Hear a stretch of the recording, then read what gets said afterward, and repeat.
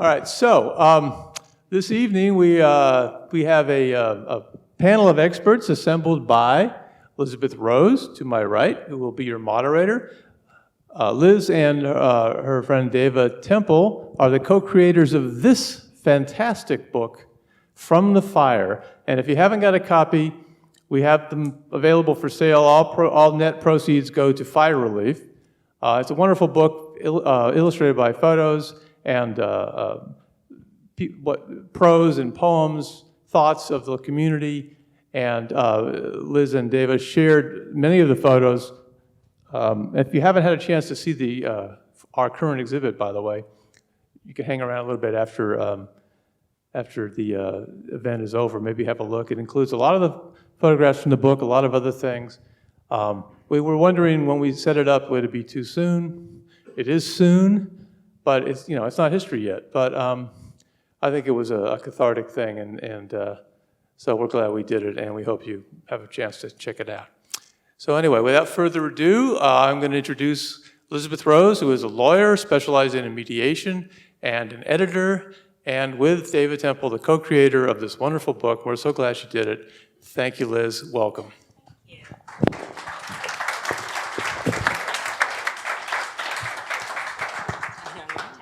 Hi, thank you all for being here. I know this might sound a little weird, but before we get started on this, I thought maybe we should take a couple of seconds of silence and gratitude for the fact that we're here together as this beautiful town, that our town survived the Thomas Fire last year. So to give thanks for that, and also to honor our sister communities to the north and the south who lost so much that we didn't lose. So maybe 20 seconds, just enjoy being together here.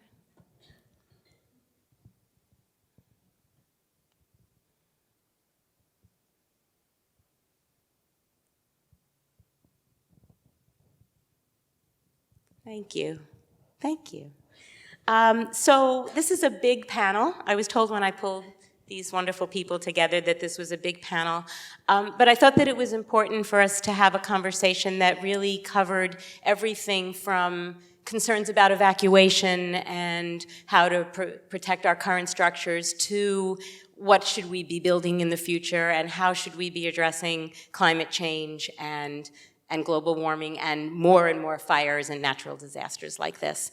So what I did was I phrased a question for each panel member to start the conversation, and then I'm hoping to invite all of you to share your concerns and your questions, because part of the conversation on how best to move forward as a community and create fire readiness is to understand the concerns of the community.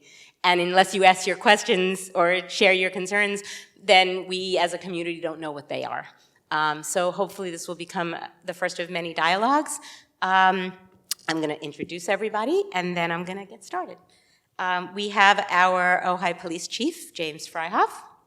We have Division Chief of the Ventura County Fire Department, John McNeil. We have Ed Bennett, who is the Director of Facilities at the Thatcher School. We have Charlie Whitman, who has 40 years of experience in wildland fire service as a firefighter and implementing a fire hazard fuel reduction program for the Santa Monica Mountains Recreation Area. We have Will Castagna, yes? Yeah. Who is the current board president of the Ojai Valley Fire Safe Council, and he'll talk more about what that is. We have Ray Powers, who is the Ojai Planning Commissioner, an Ojai Planning Commissioner, and a fire resilient home advocate. And then we have Connor Jones, who is a permaculture designer and teacher and founder of East End Eden, a permaculture demonstration site here in Ojai. So we got him. We got it all.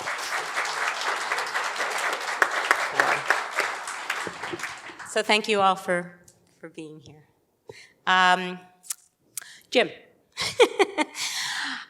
Okay, I want to have you talk a little bit about how evacuations get decided and how they are implemented, and then if you could also share a little bit about what reasonable expectations are in terms of communication so people can understand that better as well. Okay, so The Sheriff's Department, who has ultimate authority in deciding evacuations formally, has a process that we go through of determining, depending on the threat. Obviously, with fires, there's no prediction that it's coming. All of a sudden, one starts. And so if you are at the epicenter of a fire start, you are your biggest advocate for evacuation. Do not wait for us to tell you it's time to leave.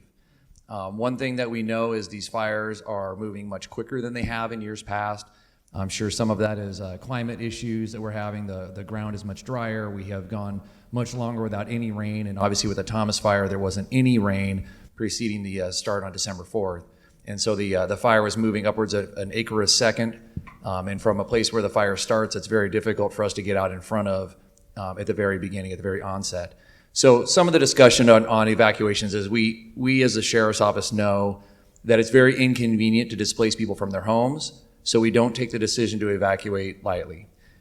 We have two different types of evacuations. We have a voluntary and then a mandatory. As I'm sure most of you know by now, mandatory does not mean you have to leave. Mandatory is our strongest recommendation that you leave. And I think if you read the book, I have a quote in there that basically says, once we ask you to leave, we say you're under mandatory evacuation. If you choose not to, then we're going to follow it up with how many people are here. And the simple reason for that is when we come back, if the structures are burned, we want to know how many people we're looking for. So although morbid, that's the reality. There's a good chance that we're not going to have an opportunity to come back and tell you a second time. So when we do our announcements, we try and do one through our VC alert system, which calls you. You have to sign into this, right? We have whatever your numbers you have through your phone company for your home, but many people over the years have gotten away from home phones and now only have cell phones, so please make sure that you opt into those services so that we can make that initial notification. Once again, that process takes time to do the notification and then for us to assemble staff to come and evacuate your homes. For those that are not aware, the Ojai Valley, which I oversee, not only am I the chief of police for the city of Ojai, but I'm the captain for the whole unincorporated Ojai Valley. So I have from Stanley and 33 all the way up to and including Lockwood Valley and then up to the summit. So that's my area of responsibility. I have two officers who live in Lockwood Valley and they patrol 610 square miles of backcountry. That's two officers. And then in the greater Ojai Valley, I have 5, 2 assigned to the city and 3 in the unincorporated area. So when we have a large fire, as we did, I'm using all of my resources very quickly, and we're calling in as many additional resources as possible. Obviously, this fire touched Santa Paula and Ventura, as well as Ojai when it first started. So getting resources, you're tapping a very limited pool to get those resources here quickly. So one of the things that I want to advocate for is being informed, have a plan, and have a kit and be ready. California is no stranger to disasters. We have many. We have earthquakes, we have fires, we have floods, potentially all of them in the same year. And typically right after a fire is when we're most susceptible to floods. Now, I know that the very first year of the floods, the rains that came right after the fire, when Montecito got struck, the threshold for debris flow is a ½ an inch of rain an hour. Obviously, Montecito got way more than that when the storm struck their hillside. We were fortunate in that it was just the winds blew it north from us. It could have very easily had happened here as far as the amount of rainfall that hit Montecito could have hit here. I was working 24 hours in my office watching the storm come in with a contingent of officers as well as our search and rescue teams who are volunteers that were prepared to go and do evacuations should the need arise. One thing that we did after that fire broke out is we broke the fire into zones. And those zones were determined based on some geological features of each of those areas based on what the threat for flood would be so that we could say, okay, if the rain is hitting here, this is the first area that we need to evacuate with our limited resources and then target them down the line. So from an evacuation standpoint, yes, we have ultimate authority. From an official evacuation standpoint, there's a phone call that's made between a variety of resources, and that's the fire department, the county watershed protection district, our geologists, the National Weather Service. We're all on a conference call. Anytime there's a storm, actually even on the forecast now, we're on a conference call leading up to that, getting an idea of how much rain we're supposed to get, whether or not it's going to trigger any thresholds for debris flow, and whether or not we need to start putting in voluntary or mandatory evacuation orders in our area. And Chief McNeil and I are pretty familiar with those calls, and Yeah, like I said, every time there's one on the forecast, we get notified that there's going to be a conference call, so we can start the discussion 3 days out from a wind event or rain event, because we at least have that notification. With a fire and earthquake, as you know, we have no notification at all. One of the challenges that many people will face is with power outages, if you are reliant on a device to be notified by us and the power goes out and that device doesn't work, well, now you're not getting notified by that device. So you have backup redundant methods of notification, and then be paying attention to what's happening. If you know we're having a huge Santa Ana wind event, you should be really paying attention for the fires that are going to follow it. If you know that there's a storm coming, you should have a pretty good idea where you sit on the hillside, where the debris channels are, whether you're above the debris channel or below it, or on the sides of it, right? Know where you're at and what your risks are, and then start listening to those thresholds. Now, before, I guess it was in maybe October, the National Weather Service came up along with our county geologist, myself, and the Office of Emergency Services, and the fire department went out and surveyed our burn areas, and they determined, they being the National Weather Service, determined that we were considered to be in 1 year of recovery, which is good. The 1 year mark meant that the little rain we did get last year gave us enough ground cover growth to raise the threshold for debris flow to 3/4 of an inch of rain an hour instead of 1/2 inch an hour. So that's a big jump for us. Gives us a little bit more comfort, if you will, because it's a pretty strong rain that brings that 3/4 of an inch or more. The question mark for all of us is thunderstorms. If a storm has thunderstorms, it can bring a lot of rain very quickly, and you have no idea where in that storm it's going to hit. So it makes it very uneasy for us on doing evacuations and what that looks like, so we have to upstaff accordingly so that we can start making evacuations with very, very short notice. And so for you, the key is to be paying attention, be alert to the fact that if we have thunderstorms and we're forecasting that amount of rain and you're in a flood area, that you might want to have a bag packed so that when we knock, or if you think, you know what, I just need to go to a friend's house today, then we encourage that. Just remember, there's only 3 ways out of this valley, and anytime it rains, they all get closed. So if you're going to make the decision to leave based on those notices, you might want to leave sooner than later. Thank you. You're welcome. Did I go too long? Did I answer all parts of your You question? answered everything. In fact, all my other questions for you, I don't have to ask you now. So Do I get an A? you got an A. That's why you're in chair number 1. Good luck, John. We are so good now. We are so good now. John, you have a minute and a half because Jim took up. So, does it work? Okay. So my question for you is also kind of two-part. I wanted to have you talk about how fire works, the topography, the fuel, the land, the wind, so people understand that, and then how they can then take that and go home and look at their own house, right, and say, okay, it's situated here. I want them to transfer that information to their own home, because then they can make smart decisions. Sure. No, it's a great question. And before I get into answering, I just wanted to tag on what Jim had said, articulated well, is on the evacuations. It can be overwhelming to think, all right, we're ready to go. I think we're ready to go. Do we have everything? Is everything accounted for? Do we have a plan? And the Ventura County Fire Department on the website, vcfd.org, I'll mention that a couple of times tonight, has your own personal wildfire action plan. And it's based on a ready, set, go slogan. So I just encourage you all to invest some time and some effort into creating your own plan, so when it is time to evacuate, it doesn't seem so overwhelming. It has a checklist, and it's a good resource to fall back on, use to get ahead of it, but also fall back on at the moment. So what influences wildfire? It's been mentioned in a couple of presentations, but simply speaking, it's fuel, weather, and topography. All 3 of those influence wildfire. So fuel, how does that influence a wildfire? You can imagine dry fuel, lighter fuel, which would be grasses over trees or brush, would have a more positive impact on the intensity of the way fire burns.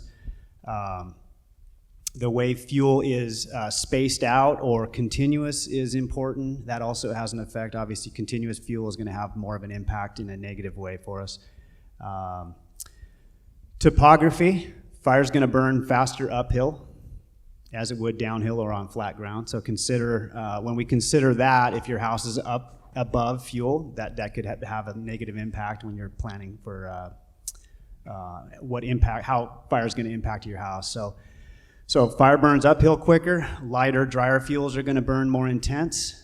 Weather is probably the biggest influence on wildfire. And I'd have to say on the Thomas fire, between fuels and weather, those were the key factors. And when I talk weather, I'm talking wind in particular. So the forecast going into the Thomas fire was not only wind, but low humidities and fairly high temperatures considering the time of year. So 70-mile-an-hour winds is going to push a fire quite rapidly. The start of the Thomas fire was in the Steckel Park area. It reached the western edge of the city of Ventura, if you know where the cross is up there, that reference point. That's 12 miles in 5 hours. So that's pretty impressive fire behavior. So again, fuel, weather, and topography are the key factors on what influences wildfire. So I think it's a good message to get out there and to try and understand. There's a lot more to it, obviously. I'm just hitting the surface of it. But if you start grasping how those variables influence it, when you go back home or to a place you're looking at trying to make more fire safe, you can take that into account and mitigate accordingly. So, did I answer that? Thank you. You did. You answered that. Thank Less you. than a minute 10? Is that what I had? You were great. You were great. You were good too, Jim. I'm fine. Mr. Bennett, Ed. So the Thatcher School was surrounded and had so much success with the fire. And so what I was hoping you could do is talk about what you had done for the Thatcher School to get prepared for fire and what you're planning to do going forward, because I know that you have some ideas. Well, I would really echo a couple things that I just heard. One of the things that we do at the Thatcher School is we do take seriously the notice that we get from your office. That's kind of threatening, to tell us to make sure, and that's okay, by the way, to tell us to make sure that we clear our fire lanes and take back our brush and do what we can to sort of minimize the fuel aspect that the chief just talked about. And I think the other thing is that we just, over the years, Thatcher's had the opportunity to, I think in 1985, according to Michael, and some other times. So we have a robust water main system around the campus, and we do have 1.25 million gallons of water that's available to us, which we really learned is not enough after this particular incident. And so I think a lot of it is just making sure that we're doing those things that I think you would recommend everybody does, which is, knock down the fuel around your residences or your buildings and just take care of things. And also, exercise your emergency plans. And something that I kind of mentioned, and that is we have, as a school, of course, we have an emergency preparedness plan, and we have, in fact, we had just a month prior or so gone through an evacuation and how we would do that. And we have two different ways we would do it, we know that. And we were ready to do both of them the night of the fire. So a lot of it is just really in the preparation. And I know for us, coming out of where we were, we have things that we're working on with respect to power. I mean, we were so fortunate, the power went out, and then the power came back on. And it would have been a totally different experience for us maybe if the power hadn't been there, because where our water tanks are, require power to fill them up. And communication, again, I'm sitting at my desk and I have the internet. And so I can help, the folks from Livermore get maps of the area and do things like that, which if, the power hadn't been there, we wouldn't have been able to do. So we have plans to have more emergency power. And we also want to increase the amount of water we have, which I had mentioned. And we're looking at some other systems. We had just installed over the summer a system that allowed me to have my grounds manager, who was in Santa Paula. I told him not to come to the campus, and he was operating our sprinkler system around the campus to include areas. And eventually, some of the folks asked us if we were doing something, and we were doing it without anybody being there. Whether it helped or not, I don't know, but it was something that we were able to do. So we're going to expand on that. type of system. Does that answer the question? Yeah, it does. Thank you. I love that sprinkler system. It's like, I joked, like you could be in Rome and turn on the sprinkler at the Thatcher School. But such a smart thing, because if we could create that in people's homes, I don't know what the cost of something like that is, you could be away and someone can say, the fire's heading down Rice Road, and you can go onto your computer and turn on your sprinkler, which saves water so you're not just running it for the whole, I just think it's an interesting. Charlie, I was hoping that you could talk about ways to protect existing structures, both before a fire, but then also, now the fire's coming towards you and the fire department can't get to you, and what are you gonna do? So it's pre-planning is probably the most important thing you can do. Everything's been talked about quite a bit, except I think retrofitting structures, trying to find those pieces on the building that are vulnerable to embers and heat. And if you can't afford to do that, I think the sprinkler system, using a water supply that's independent from the municipal system. I know that's a lot to put into your home, but I think it's worth it. And when the fire's coming towards you, is there last minute things that, because that right? Yeah. So somebody thinks their house is ready and then turn on the sprinkler system and leave. Yeah, and certainly, I think maybe emotionally prepare yourself for the worst. Right. There's a lot of things you can't control, and so my experiences are that there's much you can do. Half the homes on the street I lived on survived, and the other half didn't.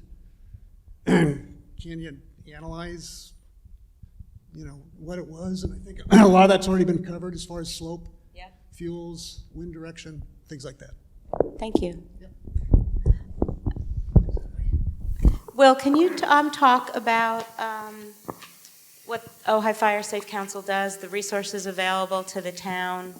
I know that some people know about the organization and other people might not. Right. So, thank you. The Ojai Valley Fire Safe Council has been around since 2000. We've kind of kept a low profile. Mostly what we do is two things. Our slogan is wildfire safety through education and action. And so we've been doing the education piece by going into, some of you may remember the neighborhood by neighborhood initiative that we took to go in and with County Fire, who came along with us and helped us do preparation education. We have a website that we built that's got all kinds of great resources. We link to the Ready, Set, Go program. We really encourage people to especially focus on the ready part because that, in advance is the right time to be, before there's a fire threatening, that's the right time to be sitting at your kitchen table and thinking about what you would take and what should we have in our emergency kit and what's our route. So we have on our website resources to actually fill in a form that's a family safety plan for emergencies, and you can email it to yourself as a PDF and put it on your fridge. So you've thought about that, and put down your thoughts, and you can print as many copies of that so everybody in your family has a copy or knows where it is, so you know where to meet and who your primary contacts are if you have to evacuate, where you're going to go, and all that great stuff. The action part is we've worked on the Last Stand fuel break. We've done a lot of work in Matilaha Canyon. We apply for and have been fairly successful at winning grants to do wildfire safety house out defensible space plans. So we go up to 300 feet, but at the very least 100 feet out from the house. And we've been able to be very effective. We were very excited that, we never wanted to test what we did, but we did a lot of work in Matilaha Canyon, and we were very excited that when fire came through. Thanks to a lot of factors, they didn't lose any major structures, any homes in the section of the canyon that we were able to get funding to work on. So it does work.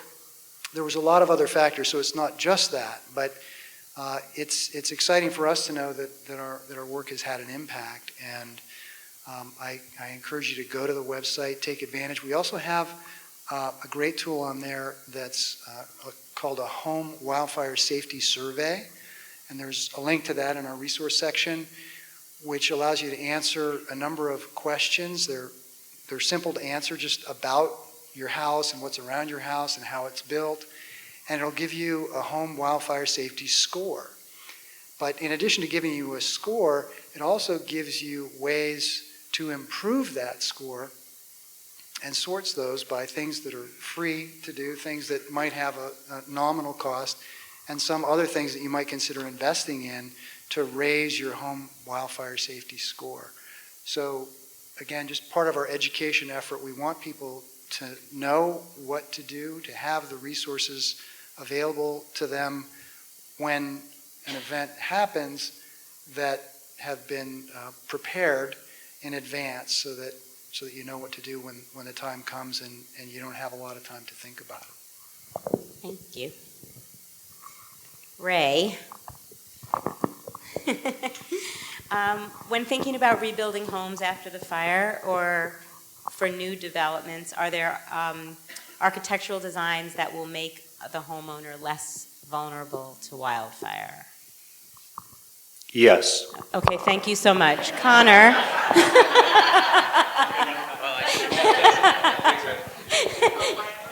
Can you talk a little bit about what those are, please? Well, throughout history, people have used all sorts of materials to build homes other than timber. We have a lot of timber that used to grow in the area, so timber was built. The Spanish used adobe. If we look at the data after the Thomas fire and data, someone's correcting my English. My mom was a speech pathologist, so I'm very used to that. If we look at the data, we find, and even locally, the buildings that survived the fire were made out of steel or cob or straw bale. Now, some people think straw bale, they think of bales of straw, but that's just within the walls, and they're usually covered with 2 inches of cob or earthen plaster. Up at the Ojai Foundation, 5 buildings survived, and they were cob or straw bale. That's not to say tear down your house and rebuild, but with the state allowing residents to build ADUs, accessory dwelling units, in each of your lots, I think it's important to look at other forms of building materials that are more fire resilient than timber. There was a beautiful little film made about John Davis's house in Upper Ojai. He's an architect. It's made of steel.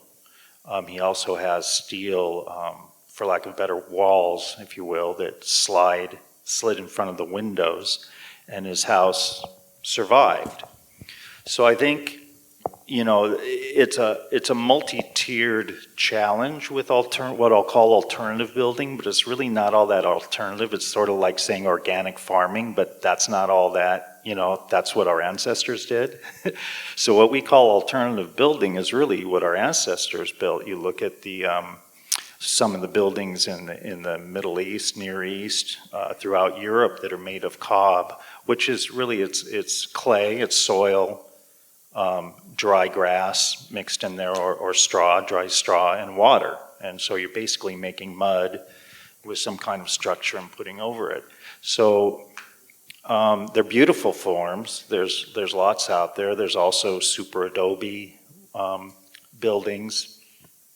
You can look up CalEarth.org, I think it is, and see what they're doing out there.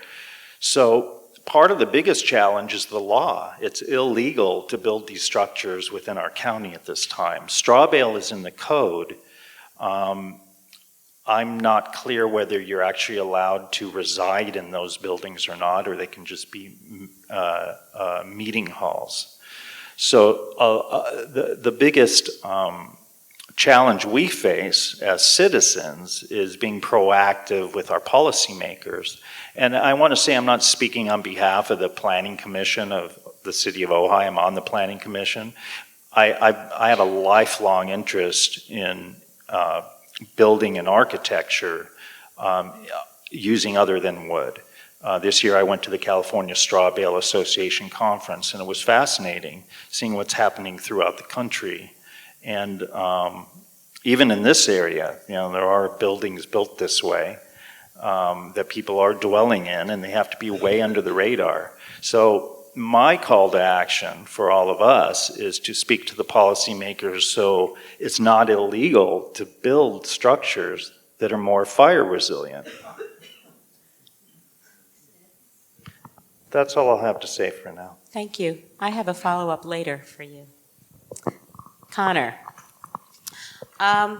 climate change, global warming, I mean, it's overwhelming, I think, when we start to get into the conversation of what is happening with our planet and how these fires are continuing and what we're facing in the future. And so my first question to you is, how can individuals improve their living environments now, understanding that these kinds of fires are inevitable? Right. Well, I think a lot has been mentioned to that point. I think one of the most important things is what Ray was just bringing up. You know, we're looking at a situation right now where we've been in a period of, well, a dry spell, so to speak, and it's it's not clear that that's going to change anytime soon. The climate history suggests that we might go back into a wet period at some point in the future. Climate change predictions, well, it's hard to say how accurate those are. But either way, it's probably best that we plan for the worst case scenario. So if we're in a state of sort of perpetual dryness, low rainfall, or unreliable rainfall, we can anticipate that the landscape is going to reflect that. And we can see already the plant communities around us starting to dehydrate and become more and more brittle and susceptible to fire. And the more we get fire in this region, the more we get fire-loving plant species. So it's kind of a positive feedback loop in a not so positive way for at least the people who dwell here. So I think it is important to look at how we can defend ourselves from the home space and outward, right? So, and that even starts with the individual, you know, the self-aware individual that understands what it means to be prepared for a crisis like that, because it may become more frequent, who knows? And if not fire, it's flood and earthquake. So being ready for those things is an important thing, and I think many of us had to confront that in one way or another this last year. You know, so, and then designing our homes or retrofitting our homes in a way that makes them at least somewhat more resistant to fire. I'm not saying we can entirely build a fireproof house, although that is possible. Usually that has to be done from scratch. But in fact, today I was at a consultation at a property in Santa Paula where the fire was completely encircling this house last year, and the client bought the house, I think after the fire, and her first investment was to completely cover the exterior with non-flammable material, remove the asphalt shingles, right, and replace it with metal, and then put in high-temperature glass windows with aluminum clad around the window frames, and then put in these vents on the attic that are called Vulcan vents that actually shut when they're exposed to high temperature. And so there are products on the market today that you can retrofit with that are going to give you a better chance. And you can also build a house that's completely resilient to fire if it's designed that way, like, you know, the John Davis's house. But we've also seen where, in some cases, like I'm looking at this flag, and I went to OVS. This flag was at OVS, and you know, their science building, which was sort of the gold standard in terms of fire resistance, or up to the code standards for fire, collapsed. And I think that there's a lot that we need to reconsider about what we already deem to be safe. And I think these natural materials that are free and abundant offer a solution. For example, cob. It takes 1 inch per hour for heat transfer from an external flame source to get through those walls. And so if your wall is 6 inches thick with clay, sand, and straw, it's going to take a long time for that heat to be transferred into the house. And then if you have high temperature glass with steel shutters, you've got a pretty darn good chance, because fire moves pretty quickly unless you give it something to burn right around your house. So I think then as we move out from the house, we have to look at what kind of landscape we're creating. Is this a fire-prone landscape, or is this something where fire can either sort of dance through it quickly and move on, or actually be completely shunted off by vegetation with a high moisture content in the leaf tissue, right? Like the citrus and avocado orchards that sort of ensconced this valley and protected a lot of the homes, right? How do we make sort of a miniature version of that that supports our homes and creates that biological buffer? And then having really good access around your structure is really important. I had a lot of experience during the fire working with the strike teams that were coming up and stationing themselves in the East End. And having good access for those trucks to get around is so crucial. And one of the other things that was observable is that a lot of the guys that were coming here to fight fire hadn't even been here before, and hadn't been here even in the light of day to see the landscape. And, you know, so grateful they're here. And they were so grateful that there were locals present to show them around so that they could be more effective at what they're doing. And that's, you know, taking a little bit of information from South Australia, where people face this on a very regular basis and in an even more exaggerated way than we do. A lot of rural communities have a stay and defend policy because fire crews won't be able to get to them, and they have to come up with strategies themselves. There's a great book on that. It's called The Flywire House by David Holmgren. Highly suggest looking into it. It's a home retrofit book, and it's just a series of infographics to look at how you can make your house safer from the South Australian perspective, which is very well versed in this sort of design. Thank you. Yep. I would like to open this up to the community if there are people who have questions. I'm Rose Chavez Boggs. I have lived through every fire and flood and earthquake for 90 years here in Ojai. And when I was growing up, there used to be a tower on top of the mountain, and someone lived there during the fire season. And I wanted to get a thought from John McNeil what you would think about having a tower and someone living there. And that tower you're speaking of was the U.S. Forest Service's lookout tower up on Nordoff Ridge. And it was located at that location because you could see 360-degree view of all of the forest, including down into the Ojai Valley. The difference now is we have cameras that have replaced it. So the point with that tower was to have someone and have someone visualizing the landscape for a quick notice of a brush fire or a wildland fire. We have not only cameras, we have quite a few other means to get early notification that we do have a fire to respond to. I hope that answered your question. The tower is actually still there. It's a great hike to go up there and get on the tower and see a great view. Thank you. Mark? A question, we hear a lot about, especially since the fires, but we didn't hear it before, that houses, homeowners should have a barrier, a fire break around the house to reduce the fuel to reduce the chance of the home burning for that reason. But so many homes are designed to, in effect, nestle among the flora. There's bushes and bougainvillea and all kinds of things right under the eaves and around the house. Is it the expert opinion, especially in our new normal, that we got to pull all that stuff out? Because we need to hear that if that's the expert opinion. I'll start. I think there's going to be some additions to this, but it's a great question. And for this whole topic, speaking for the fire department side of it, we look at prevention and we look at response. On the prevention side, we have a very robust, what used to be the weed abatement program. Officially, it's the fire hazard reduction program. And that's that 100-foot clearance that we require from all structures.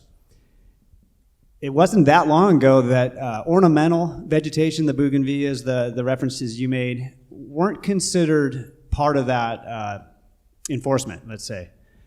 But I can go back to the Painted Cave fire in the early 90s in Santa Barbara, and there's quite a bit of Santa Barbara wildfire histories where that you responded up there and you saw green lawns burning. So the whole land, ornamentals within that 100-foot clearance have now become a factor that are in a negative way for protecting your home. So we're trying to find that balance, and how do you still create that environment that everyone wants at their house with those ornamental vegetations, but create a fire-safe environment. And that 100-foot clearance, not only are we looking at the house having a better ability to withstand the fire, it was already spoken, I think Connor mentioned it, when we deploy, on the response side of this now, when you're on a fire engine and you're going into sometimes an area you've never seen before and you're not even in the daylight, there's a greater chance for success if the captain on that engine has cleared space to operate in. If he goes up and he sees a handful of houses and some of those houses are quite overgrown with ornamentals or whatever the story is, there's going to be a less likely they're going to position themselves because of the risk in that situation when they have other options with clearing. So absolutely. So the whole impetus behind the 100-foot clearance is for the building to stand alone. If we can't put a fire truck on every house, and we know we can't, that gives that house that much greater chance for success, but it also gives room for the first responders to operate in safely. Will, did you want to add? Well, I wanted to also add that a 100-foot defensible space, a lot of people think, oh, well, I just have to take out everything. And so we're not talking about moonscaping your yard. It's perfectly fine to have vegetation there. It's just that there are a few basic rules. One of the things we talk about when we do our defensible space clearance along the fuel breaks, we do what's called a mosaic pattern. So we keep, we trim things back, cut away, of course, the dead stuff, but we leave enough there. Of course, we want to leave the roots in place so that fire can't easily travel. So you don't want to have like a row of hedges because the fire can just move along those hedges. So you have a bush here and then a bush over there. As long as they're far enough away so that one won't catch the other on fire, you've got a much better chance of not creating a conflagration, creating an issue that these guys are going to look at and say there's no way we're going to go in there. So, that's one of the things we want to make sure everybody understands is when we're talking about fire safety, we're not talking about making your home look like it's in the middle of the Sahara Desert. There are a lot of ways to do that quite gracefully. And we also have wildfire safety education on our website for landscape professionals that talk about how to do that. Also the selection of the plants. There's a lot of different plants that are much more susceptible to wildfire than others. Plants that hold their moisture really well, you want to use those as opposed to things that get dry and dead at certain times of the year. So there's a lot of ways to have still a very attractive landscape and space around your home without scorched earthing it. And I would just say too, this was a lessons learned for us at Thatcher. We had sort of focused on the exterior of the campus and some of our larger buildings, but as we sort of watched your compatriots do their work, we began to realize that we were making some of the things that we did from a landscape perspective were making it harder for them to really do their work, especially when they were checking some of our buildings, especially in the last day of the fire, or last day for us anyway, when the fire came down Horn Canyon, and we have the dormitories and stuff that were there really closely, and we have that hedge you're talking about. And, it just made it harder for them to maneuver and be able to do what they needed to do, we felt. And so that's a sort of a lesson learned for us, and something we're going to improve on as we go forward, is that. And I'm going to give a different spin on this. So some ornamental growth is take away fire and everything else. Now I'm going to talk to you from a crime prevention standpoint, right? Crime prevention through environmental design. You put rose bushes outside of windows so suspects don't want to go climb through it because it's going to tear them up. Bougainvillea is the same thing. Not having bushes that are lined up together are also things to remember. So having a clear view of your home from the road makes it easier for us to see people who may not belong. And also by having your plants planted appropriately, that where we can see, but it's also going to keep suspects away, right? It's called crime prevention through environmental design. So just, add that to the list of things that you're trying to weigh on balance of, okay, is my house going to burn down or is it going to get broken into? And what can we do to help ourselves in that regard? And I think there's a balance there from what is being said, that you can have plants, and just when you think about what you're going to plant, which ones are more robust against fire, which ones are going to have more of a crime prevention component to them, whether it's thorns or bees or some to that effect, be great. I want to kind of continue that conversation for a minute. Thank you. When we look at the plants that we're planting, right? So we have our native plants, and then we have what I've been doing some Googling, invasive plants, right? Plants that shouldn't be there. And it was referenced plants that hold water more. Are those native plants? Should we, maybe Connie, you can, what are we planting that will respect our water source and also make us fire safe? We should also include the natural chaparral that's being decimated. People are just ripping out the baby with the bathwater. Sure. Yeah, well, it's an interesting thing that's going on with preparing landscapes for fire and drought also. It's interesting the way that we're now starting to plant natives or even species from even drier climates. It's like we're forwarding the desertification of the valley through landscaping. But, the interesting thing about chaparral is that many of the plants are pyrophytes. They like fire and they need it as part of their life cycle. And so where I like their function as being habitat for other native species and propagating them is a good thing, having them around your house might not be the optimal planting. I think managing healthy chaparral in the wildlands that surround us, especially in the interface between the urban and the wildland, is crucial. And one of the things that the people that lived here before Ojai was Ojai, well, I guess it was called Ojai, but in a different pronunciation. There was prescribed fire. There was fire being used to combat fire, right? So there was a very intelligent management strategy to burn off the dead wood in the vegetation that surrounded the indigenous communities that were here before. Not only did that make their inhabitants here safer, it also reduced the disease load on the plant communities and diversified them and allowed grasses to proliferate underneath trees and stopped the competitive tangle of like about 5 species that we now see dominating most of the fringe of the urban and wildland. And the ones that are dominant now are intensely flammable. And if they're not native species, they're then annual grasses, which carry fire very quickly. So anyhow, there's no easy solution for solving that part, but chaparral likes fire and needs it really to thrive. The only other disturbance tool we have to sort of revivify its health is livestock managed in a way that's not overgrazing, but just impacting the vegetation so that it knocks the dead stuff down, prunes the tips, and they grow back with health. And I think implementing some sort of grazing strategy on the vegetation that surrounds this community would be a really good idea. How to mobilize that, I'm not sure yet, but then when it comes to the domain around the house, I've already stated that many native plants are quite, well, at least the commonly planted ones, like your salvias and artemisias, they tend to be very flammable. Yeah, ceanothus, manzanita, all of them are fire resilient, but like to burn.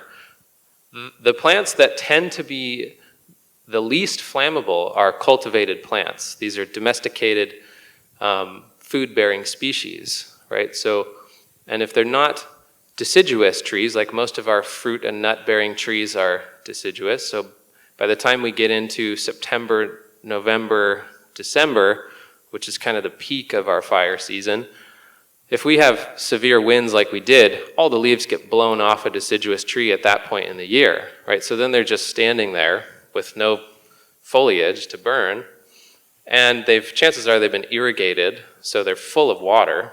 They're just a sort of column of water standing there in the yard. There's probably some flammability to the bark, but it's insignificant, I think, compared to a fully leafed out evergreen plant that has volatile oils on its leaf surfaces that is selected simply because it's native. So I think surrounding our landscapes, or our houses, the surrounding landscapes should be cultivated edible species that not only provide us with a yield, but have deciduous characteristics, or if they're evergreen like citrus or avocados, don't burn that well. Even olive trees, which combust if they're not irrigated. I was watching this happen. One of the only reasons that my farm survived the fire is because our neighbor has a strip of olive trees that are very well irrigated, so especially in that circumstance. So the leaf tissue is, while somewhat volatile, still has a lot of moisture in it, and they keep the ground very clear. So there wasn't anything for the fire to creep into the orchard and sort of use as a fuel source. And it wasn't climbing the trees. It just literally stopped dead at the orchard. And, you know, olives are more flammable compared to citrus and avocados. But yeah, I think using plant species that offer us something and also have that high leaf tissue moisture, or they're deciduous, is probably the optimal thing. Thank you. There's a bunch of questions. Yes. Oh, sorry. Go ahead. No, you go first. I was concerned as the year went on, starting with our fire, and more firefighters lost their lives tragically. Was there talk amongst the firefighters, heads of the river, to be more safe as our dry, hot summer went on and more were endangered? Because I never heard it talked about. Yeah, the discussions weren't going public. I think what was probably mentioned to the public was the concern for the fatigue that's going to set in. It's not just physical fatigue, it's the mental fatigue. I mean, if this doesn't motivate us all, I mean, the top 20 most destructive fires in California have 9 of them have occurred since 2015. So we are on a pace, speaking from the firefighters, that we're not sure we can hold from a response standpoint. So it is a huge concern. I'm not sure if I'm exactly answering your question, but it is such a concern that there's quite a bit of discussion at the heads of a lot of the agencies statewide. I don't know what the answers are. You know, as long as the responses are there, the firefighters are going to be responding and are going to be putting in that same effort. So I guess we're asking you for your help. The more prevention we do, the less fires we have, the less destruction we have, the less effort we'll have to put out. We can pace it along for that year. It would be the best outcome. Thank you. The gentleman with the plaid shirt. Yes, I was wondering whether, since Paradise took place, have we rethought our own evacuation plan, being able to really evacuate Ojai Valley in an organized, quick way? I'll start. I'm sure Jim's going to have some input on this. I'm going to take the mic first in front of him. We have, and every fire, particularly these destructive fires that are quite newsworthy, are studied at great length by fire agencies and law enforcement agencies. And one of the biggest topics is the evacuations. Were they successful? Were they timed properly? And here's our biggest challenge since 2015, mentioning the most destructive fires, or the uptick, is, prior to that, it just seemed like you had more time to calculate where to evacuate, how to evacuate, and where to send them. I mean, there's quite a bit that goes into it. When you have a Paradise situation, I mean, they're evacuating that whole community. Now the concern is, when you don't have that time, is you put people in vehicles, and it's always been at night on these fires, in windy, horrible conditions to try and operate vehicles, and we're sending them where? So that's the biggest challenge. So to answer your question, yes, we study it thorough. We get all kinds of input from scientists and everyone moving forward. And I haven't studied it quite all the way yet, but the Paradise, I'll be surprised if most of those fatalities weren't in vehicles on the escape route. And as we know, the Thomas Fire had 2 fatalities. One of them was Virginia Pasola coming out of Wheeler Canyon the night of the fire, and it was a traffic accident trying to evacuate. So.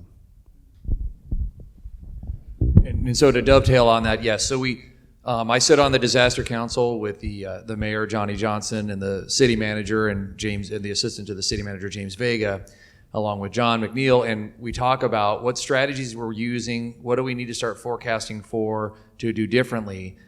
Clearly, the mass notification systems that we use, which once again is VC Alert, we really rely on you to be able to sign up for those so you get the earliest notification possible. If we've given you a voluntary evacuation notice, that's a clue, especially in this valley, that it might be time to be leaving, right? We don't want to displace you because we don't want people to get evacuation fatigue also, right? You get people that have lived through every fire for a long time, and they figure, oh, my house has survived, for the last 80 years, it's going to survive again. Well, as the chief is saying, the fires that we are seeing now are different than the fires that we used to see, and certainly the rate of spread is much greater. So when we do that initial notification, our expectation is that you will take heed and leave. When we do a mandatory evacuation, we're going to do our best to follow it up with a door-to-door interface, right? So we're going to come and knock on your door if we have time. If we have a Paradise-type fire, we may not have time to come to your door and let you know. Once again, I've said we have 5 officers up here in the whole valley. That's about 35,000 residents up here. There's only 7,500 in the city, but I only have 2 assigned to the city. It's a huge area with a very small number of officers to try and get this done. So we rely on your willingness and cooperation, and we're not going to get into any great debate when we show up at the house, right? Like I said, you're under mandatory evacuation, you need to leave. I'm not leaving. How many people are in your house? 4. Bye. And we're going to go to the next house, right? I'm not trying to be rude. I'm trying to get to the next house to save people who want to be saved. If you don't want to leave, that's on you. So there's a big message here about being prepared, right? And I think we've all hit on this preparedness part. We know we're going to have another fire. What we don't know is, are the winds going to shift it south through town, or is it going to continue to blow west like it did and spare the town? Those things we don't know because we're not in control of the wind. But you all can help by preparing your houses accordingly, having a plan, knowing where you're going to go, and start forecasting. Do I keep gas in my car? Do I have a plan of where I'm going to go if the fire breaks out here? From an evacuation standpoint, during the Thomas Fire, we used the fairgrounds, which was a poor choice for us to use because it was also where we were relocating every fire engine that was coming in and law enforcement. And so we were all trying to get into the same plot of land, which was horrible. So we won't be doing that again moving forward. And so those are some of the discussions that we have with the Office of Emergency Services, letting people know, hey, what are our evacuation shelters? What are we going to have? And Nordoff is one here that we have here that we were able to use. It's got a great defensible space around it. We also have the hospital across the street, which we're going to do everything we can to defend that, because would be a monumental task to have to evacuate the people within the care facilities there at the hospital and the hospital itself. And they're not right up against the interface. So there's some advantages for us there. But once again, the Disaster Council is working on this strategy of what we can do different than what we've got now. And I know they have the Ready, Set, Go from the fire department and from the sheriff's office. It's also Ready Ventura County, right? That website, Ready Ventura County, is not just for fire. It's for all the other, it's a multi-hazard website. get a kit, make a plan, and stay informed. What time is it? Does somebody have the time? 5:30? Okay. I want to ask a quick question, and then I'll come back to you guys. So we're having all of these conversations, and I wanted to kind of bring it back to us as a community. I was invited, Johnny Johnston had a meeting at City Hall a couple of weeks ago with a number of people in the community, and we were talking about this same conversation, and one of the things that we were talking about was our community, right, and how we help each other. And I think that what's important, and maybe this is more a statement than a question, but because I want to talk, is that we become an intentional community. And, you know, we use the word intentional community with these new communities that are coming up where people are coming to live together and they make food together. But do you know your neighbor? Do you have their phone number? Do you know if their house is fire safe? So, you know, you're doing all of the things that you're supposed to do to make your house really safe, but if your neighbor's not doing it and their house catches on fire, chances are your house is probably going to catch on fire also. So are you talking to each other and saying, I'm planting this, do you want to plant this between our yards? I think we need to start collaborating as a community and having that conversation, and I was just maybe wondering, whether it's from the audience or from the panel, ways that you see us becoming more cohesive in this conversation about fire preparedness. Yeah, my neighbor stayed, was up on the roof squirting a hose. We evacuated, and let me just put this into context of a recent radio interview with an experienced LA Times reporter talking about what she saw in Paradise.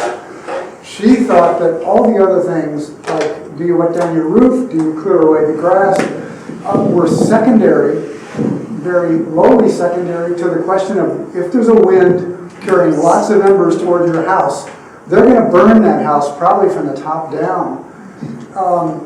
And she really gave very little credence to the sorts of things we talked about as retrofitting and this and that. So what popped into my head, and I don't know if this has ever been done, is that we had just had our house tented for termites.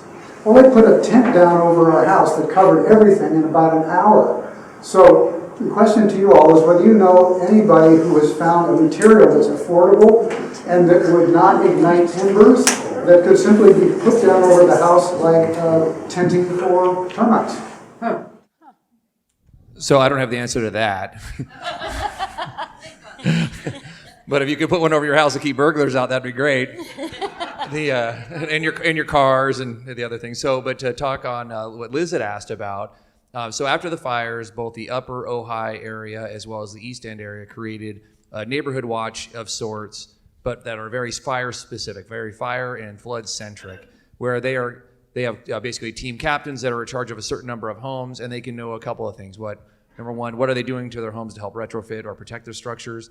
But more importantly, what are the vulnerabilities that they have that we may need to know when we arrive, right? So the people that are arriving to put out the fire or to assist from evacuations may not be from the Ojai Valley, and there's a good chance that we're not going to know you personally. And as a result, when we show up at your house and you say, hey, my neighbor next door is non-ambulatory, they are bedridden, can you go check on them? Well, then when I knock on the door, they don't answer, I'm going to kick the door open and go get them out of the house and make sure that we have arrangements for them to get out. So that's great information to know for us. So if you do know your neighbors, that's very valuable information that can be provided to both the fire department as well as your law enforcement officers, that we can help effect a much more successful evacuation.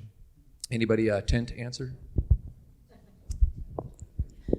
I haven't heard of or read anything about the whole house being covered, but covering openings with similar procedures that you're mentioning. Yeah, I think it's already been mentioned once, the shuttering of the windows with some kind of mechanical metal.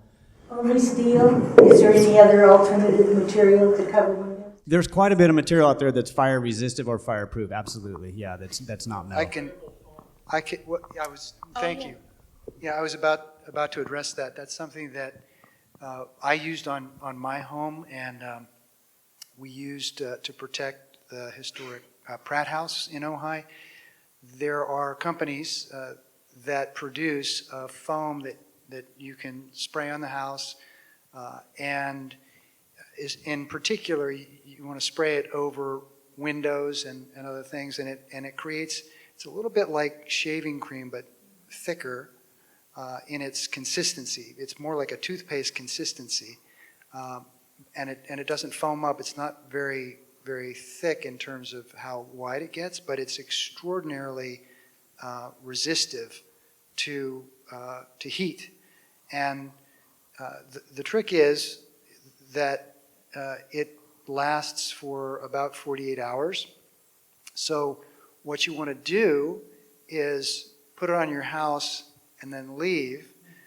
But one of the things that we've talked about at the Fire Safe Council and with County Fire is that if you're not in a position to do that, because applying it to your house takes time, and especially if there's an emergency, a fast-moving fire, and you're evacuating, another thing you can do is leave that kit in your driveway. The firefighters know what that is, and they'll sometimes have time to apply it. Now, it's I guess what I want to say is it's available, and it's something to look into because it's an excellent insulator and can really protect. So. I noticed that a long time ago I looked into that, and there's an automatic system for your house that's triggered by the fire and the infrared that comes specifically from a fire footprint that it essentially envelops your house. So that's one way to go, and also you can use a fireproof paint which actually blisters and creates the insulation that you want. And that's also available, and you do that ahead of time. Right. Now, those are fairly expensive options to install, obviously, as a retrofit.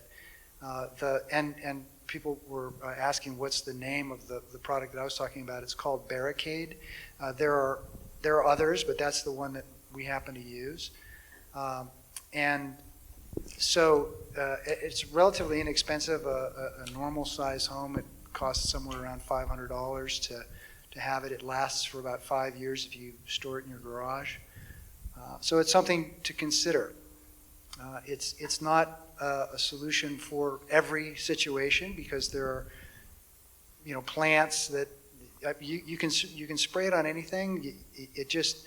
You have to really make sure with an ember-driven wildfire that you've sealed everything around the house, because no matter how protected the house is, that tent idea is a great one if somebody made that, but putting something like that on, it takes a crew of guys, and how many of those can you have and all that, but still it's an idea, and so whatever you can do to add to the level of safety for your particular home is going to add to the level of safety for your neighbors and the city at large.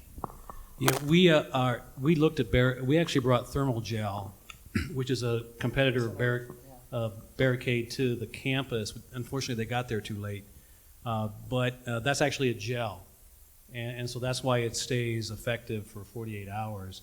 We're actually going to be doing a foam system where you have to be a little bit more specific about the timing because of the ember issue, but we'll have an automatic system that sprays a foam up and onto the buildings, and from a wildfire perspective, like up around the hillsides back behind us, and I think that only lasts about an hour, but it helps with the effectiveness of it. So there are options out there. Do you have a cost on that yet? I went to the demonstration and saw the system operate November 16th, so we're still working up what the cost is going to be, but actually the thermal gel or the Barricade really is probably for $500 you could do a house. So the Ventura County Fire Department, we have that product on our fire trucks, and we do use it. We use it, again, picture going up a cul-de-sac trying to defend 12 houses. If we can put gel or foam on some of those and then spend effort on some others, we can be that much more efficient. So I think where this discussion is, it's great. There is a ton of ideas out there and really good products, good enough that where your fire department is actually buying those products and putting them on their fire trucks. But I want to speak back to the group that met November 20th and the whole community effort it's moving forward now. And this is a big part of it is what products do we look into? What do we suggest for our community? Can we get into some kind of, buy a big batch buy or purchase for the community? We have so much leverage if we go after this as a community. I really think that's the only successful way to get there is the community approach, the whole team effort, including your fire department. I wasn't actually at the meeting, but I've had follow-up conversations with a lot of the leads at that meeting, and it's a real exciting. Again, if I have to motivate again by saying 9 out of the last 20 greatest destructive fires have happened in 3 years, I don't know what else gets us more talking on this. So, well, I think what we're seeing right now in California is a symptom of dehydration on a broad scale. Clearly, that has a lot to do with rainfall, especially in the southern part of the state.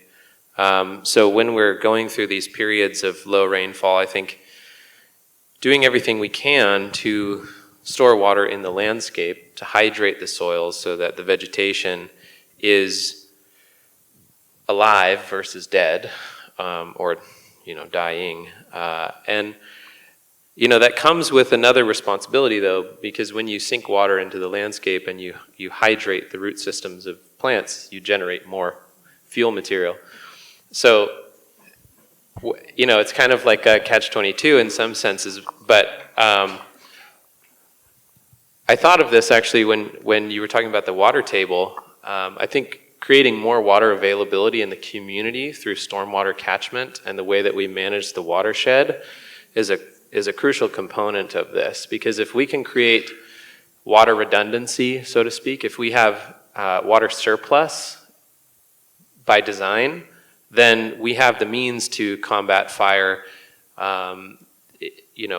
without placing water at that premium or where everyone's sort of trying to scramble for that resource.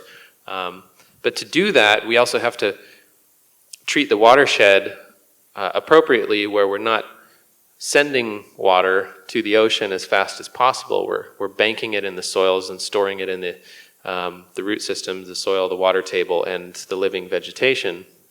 So if we do that, then we'll generate that historic surplus of water that we did have. There's some interesting history around water in this valley, and I don't know if I need to get into all of that, but farmers used to say we have more water than we know what to do with. And so I think by design we could create a similar scenario again in the future, where we have the means to fight fire and have a less dehydrated landscape. And that all has to do with watershed improvement strategies. That 100-foot clearance is going to work 95% of the time. I'm just taking a wild guess there, and it seems like that number's getting less and less with these fires. But when the embers are traveling up to a mile in advance of the fire because of the winds and all the conditions that we have, it's now, the house becomes a receptive fuel bed, we're calling it. So how do we harden that, right?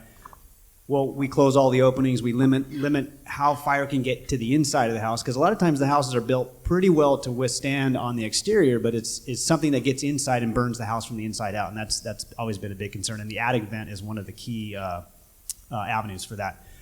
So mulch, think about mulch. It's almost like powder. When the wind is blowing, it's like a dust that's ignited, and it's getting into the smallest of openings. And I hate to say it, and I know it's been studied. I don't know the exact outcome, but I was up at Ojai Valley School at their science building probably an hour after it burned down, and we were all kind of surprised. Well, how could that burn? The way it was built, when you look at it from the outside with concrete, steel, tight closures, it was surrounded by mulch. So my guess, and I'm not, the official report will come out at some point on that, but my guess is that mulch had some kind of impact on that. Mulch should be used in irrigated landscapes. It should not be a broad covering over the landscape that's never going to get water from irrigation, right? Because at the end of the dry season, if you've mulched way outside the bounds of where your irrigation reaches, that's a very high density fire fuel too, because it's like, oak wood chips or something like that. That's like little briquettes sitting out all over your yard. So I was having this discussion today with a client because her landscape was mostly annual grass around the house. And we're like, well, what do we do? Rip out the annual grass? Because when you weed whack it, it's still there. It's still a fuel and it moves fast. And then she was saying, well, maybe we should put wood chips down. And I was like, well, only if you're prepared to keep that at 80% humidity all the time is that going to work. Because when it becomes airborne, that's when it's dry, first of all. That's a problem, as you suggested. So, yeah, mulch only in irrigated landscapes, I think is, yeah. I'm not an advocate of gravel or cement.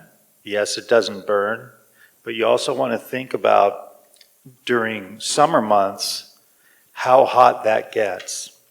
So we put down gravel around trees and we're actually creating an oven that now the tree roots are trying to survive under.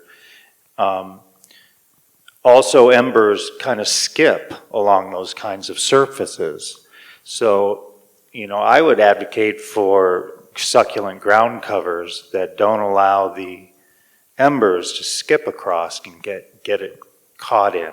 And I just had this conversation actually right before I came over here with someone who suggested that to me, that they had just had a conversation about that. And I want to give props to Sousa, one of our council members, because she brought up the gravel aspect to me a few months ago and talked about some of the new designs that are new surfaces being put down and noticing that people are putting gravel down and how that's actually a detriment to us. So if instead of gravel, if you can do mulch and keep it wet, that would be better, or a succulent landscape. It's kind of a tough one to answer. I mean, it's as comprehensive as all the ideas on how we harden a home. How do you now go look in a home that just withstood a fire? And if you're a week after the fire passed, it's a pretty good chance that it's going to continue to stand. I mean, but the attic, well, I guess the easiest way to answer that is think about where embers could get in, because it's going to be a fire that starts on the inside, most likely in this situation, 7 days after the fire's passed. So look at where the openings are on the exterior to the interior, and typically that's attic vents, it's doors that were left open, windows that were left open, any cracks, any compromises in the exterior structure. So that's where I would start. So Edison, who is our power provider here locally, has a new program where they do that exact thing. They start forecasting out now for whether or not they're going to do the public safety shutoff, where they will proactively turn off our power, which they'll be shutting it off at their main source. They're not going to be able to do it at the granular level by street. It will be, a neighborhood will be completely darkened as a result of it. So from a notification standpoint, right, when I go to try and evacuate you by a cell phone, if you don't have one that's charged and now your power's out too, it's eliminating my ability to use technology to an advantage. But at the same point, if that's what started the fire, if they shut it off before it happens, then we don't have 3 weeks of fire in our valley. We have a couple days without power till the wind stops. So it's a balance for Edison, and PG&E I know is looking at it as well. But they do have a program that they just started. Their goal is to give you, I think it's 24 hours notice that they're going to shut your power off. They're going to try and give us 25 hours of notice that they're going to do it, right, so that we know what to expect. But the very first time that they were looking at implementing it, it was much less time than that, because we were experiencing a rain event, which is incredibly rare here, right? We were experiencing a rain event, and the 24-hour notification they were going to give was based on a wind event that was following that. So they were like, okay, if we tell them that we're going to shut the power off because we're going to experiencing fire, they're like, wait, it's raining. This is not the time we need it turned off. But it's a balance, right? And so, but once again, those are the discussions that we're having with our Edison partners about what they can do currently, because obviously they do have systems that are above ground. I know a lot of communities are working on undergrounding their material to try and prevent that from happening. So to answer, the short answer is yes, they do have a program in place, and you should be able to read about it on their website as well, about what that public safety shutoff looks like. Take a look at your policies, talk to your insurance provider, make sure you have the insurance necessary for your home now, not what it was when you bought it 20, 30 years ago. Make sure you're covered for fire, make sure you're covered for flood, for the hazards that we're talking about, earthquake insurance is remarkably less expensive than it used to be, although the deductible is still high. It is available for a lot less than before. So those are some of the pre-planning things you can do before the disaster, so that when you get back home, if you do lose everything, you can rebuild without suffering that additional loss of being told you didn't have enough coverage and now you can't even rebuild your home. Well, regarding rebuilding, I just encourage everyone to, if you're going to rebuild or build a new structure of some sort, to really educate yourselves, because the education isn't going to necessarily come from your general contractors, your builders, your building and safety, or your city planning department. And that's just an encouragement to look at what other materials might be available that are less flammable than are generally used. Once again, I think one thing that we can all speak to is preparation, right? Preparedness. And so I would like to thank Liz for putting this together with whoever else helped you organize this, being able to get out and speak to the community about what our concerns are, let you know what we're thinking and what we're doing is really important. So the more we can get out and share that information with you, both John and I, you can be our advocates to help us do our job much more effectively with the limited resources we have. So thank you very much. Thank you. Thank you, everyone, for coming.